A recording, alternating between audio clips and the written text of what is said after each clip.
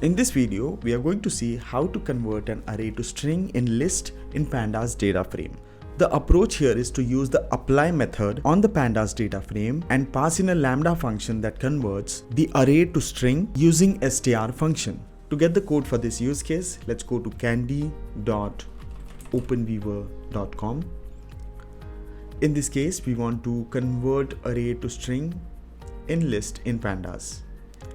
Hit find to see all the available code snippets. We'll go with the first one.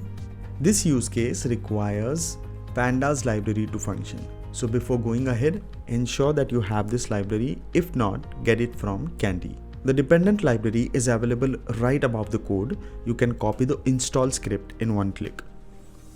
Now let's get back to our code. Copy the code in a single click from here. Go to the IDE and paste the code. Let's take a look at the code. This line of the code is to import Pandas libraries. This part of the code is to create Pandas DataFrame column with array. This part of the code is to convert array to string. To visualize the output, print df and then run the cell. So let's run the cell. And you have convert array to string in list in Pandas. You can find many more code snippets for your requirements on kandi. The link to the kandi is in the description. Thank you for watching this tutorial and follow us to get more tutorials.